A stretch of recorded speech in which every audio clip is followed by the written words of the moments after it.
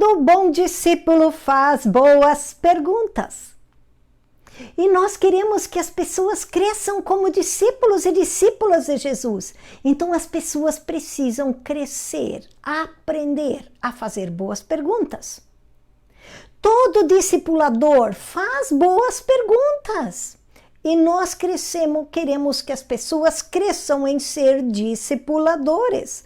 Então elas precisam crescer em fazer boas perguntas. O que é mais importante? Fazer boas perguntas ou boas respostas? Muito bem.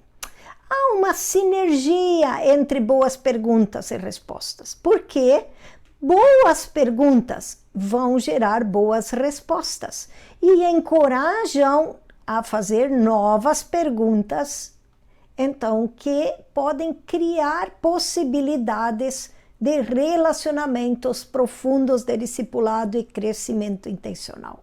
É importante que nós tenhamos o hábito, a cultura de fazer perguntas. Um encontro profundo de discipulado pode ser resultado de perguntas profundas que são feitas. Faça boas perguntas. Bem-vindo, bem-vinda, mais uma vez ao nosso discipulado na vida.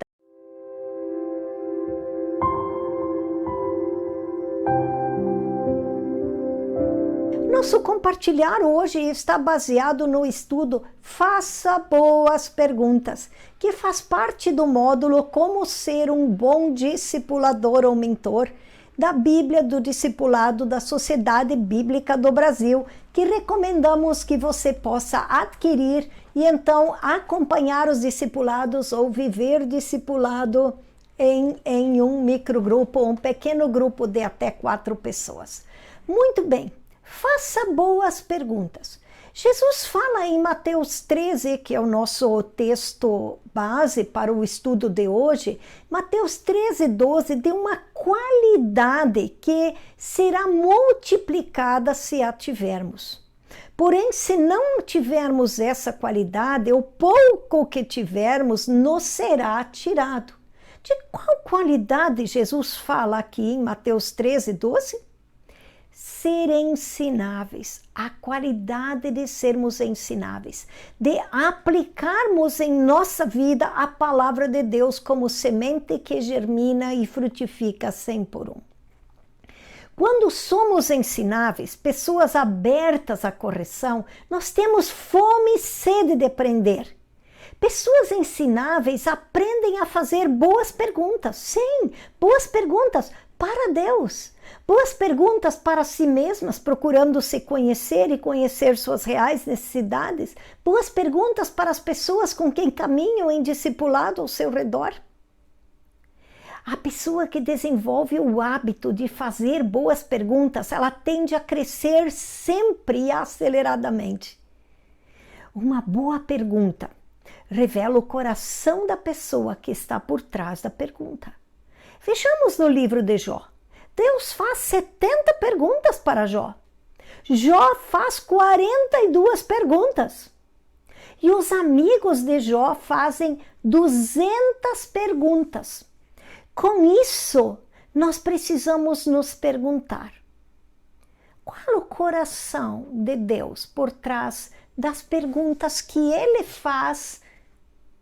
Qual o coração do Jó por trás das perguntas que ele faz? Qual a intenção e o coração dos amigos de Jó por trás das mais de 200 perguntas que eles fazem? Então nós precisamos ter cuidado para que as perguntas de fato sejam genuínas e não sejam somente ataques críticos ou velados em forma de perguntas. É possível que o objetivo de boas perguntas seja somente expor a outra pessoa e não conduzi-la para um processo de crescimento, de edificação, de restauração. Jesus era mestre em fazer boas perguntas. E ele se compadecia profundamente das pessoas. Sim, se compadecia. mas não deixava de responsabilizar as pessoas pelo seu processo de mudança. E para isso ele usava muitas vezes do expediente de fazer boas perguntas para as pessoas. E as perguntas de Jesus eram um convite para envolvê-las à reflexão, à autorresponsabilização no seu crescimento. Olha só o exemplo de João 5, quando Jesus se encontra com aquele paralítico no tanque. Ele pergunta: queres ser curado? Jesus está pedindo que aquele paralítico reflita como ele está vivendo esse processo de cura, como ele quer viver. E até que ponto ele quer se envolver no seu processo de cura. Muitas vezes nós estamos orando a Deus, mas a nossa vontade não está envolvida profundamente. Pedi e dar-se-vos-á.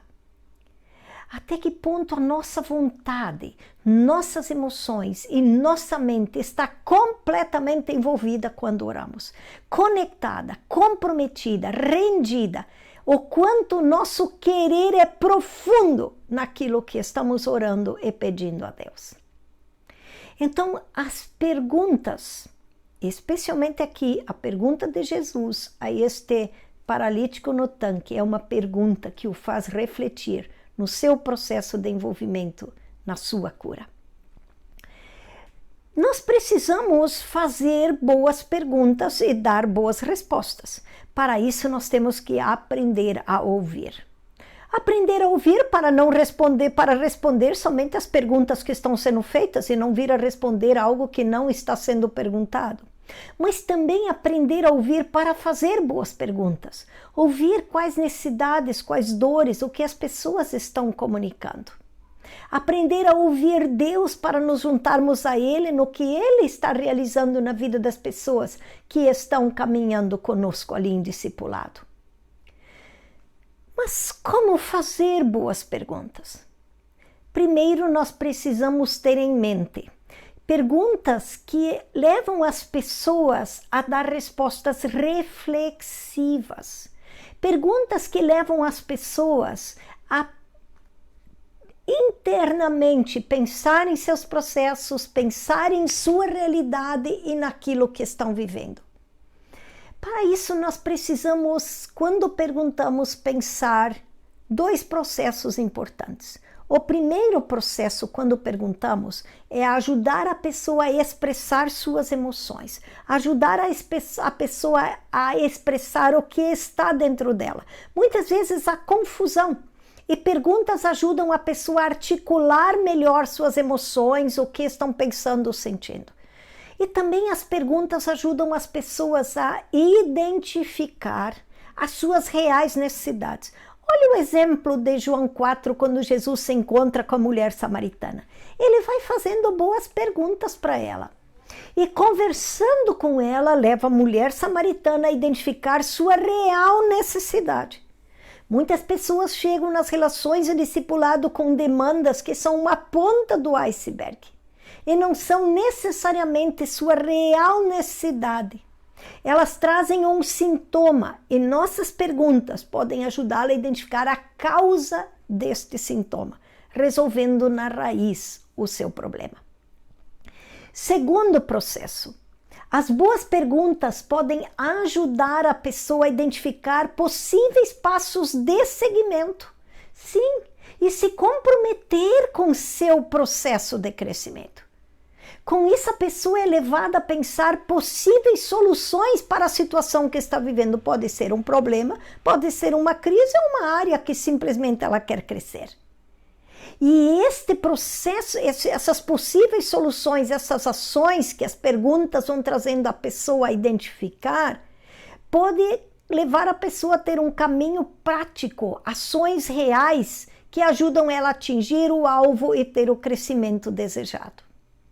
Como são importantes boas perguntas num processo de crescimento, numa relação de discipulado. Agora, boas perguntas podem ser encorajadoras ou confrontadoras. Por isso é importante que o grupo de discipulado promova um ambiente de aceitação, de amor, de graça, de acolhimento. A palavra de Hebreus 3,13 nos diz que nós devemos encorajar uns aos outros todos os dias. encorajar, exortar, mentorear, fazer boas perguntas. E diz que devemos fazê-lo durante o tempo que se chama hoje, de modo que nenhum de vocês seja endurecido pelo engano do pecado. As boas perguntas podem ser aquilo que Deus usa e quer usar para nos levar a um descontentamento santo, nos levando a crescer em alguma área, ou a uma tristeza, segundo Deus, quando o Espírito Santo nos revela a nós mesmos um pecado em nossa vida, um erro, que precisamos confessar e deixar. Então, como é lindo esse processo de obediência que é gerado pela conscientização de um pecado ou de uma necessidade de mudança e crescimento numa área que é resultado de uma boa pergunta. O grande desafio e convite para mim que Deus tem feito por meio deste estudo foi fantástico. Foi lindo de ouvir este convite e esse desafio de Deus que me convidou que nas próximas semanas, em meu tempo devocional, em oração, eu quero responder a 2 perguntas para Deus. Primeira pergunta: estou sendo fiel a Jesus e seus propósitos para a minha vida? Segunda pergunta: meu coração e agenda ministerial refletem minha fidelidade e amor a Jesus? Essas 2 perguntas querem ser sempre de novo um voltar para o amor a Jesus ser o centro da minha vida e minha motivação. Não quero amar e me empolgar mais com o ministério, me empolgar e amar mais o discipulado do que eu me alegro e amo a Jesus. Eu preciso amar a Jesus, como Jesus diz em João 21 para Pedro: Pedro, tu me amas, então apacenta as minhas ovelhas. O apacentar precisa ser resultado do meu amor por Jesus.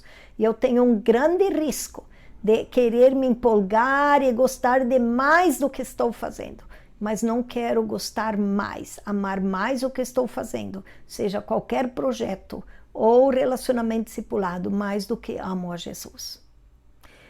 E segundo desafio e encorajamento de Deus para mim é fazer no meu tempo devocional uma outra pergunta, agora não para mim mesma, mas para Deus. Perguntar para Deus, pedir para Ele, se Ele tem alguma pergunta para mim, e eu quero ouvi-lo. Que pergunta Deus tem para mim? E quero, na presença de Deus, buscar respondê-la. Então, essas 2 aplicações, responder as perguntas, olhando para mim mesma, respondendo para Deus, se eu amo a Jesus, estou sendo fiel a Ele, e aos seus propósitos, ou estou sendo fiel aos meus propósitos e ao que eu gosto. E segunda, pedir para Deus que pergunta Ele tem para mim. Isso em meu tempo devocional.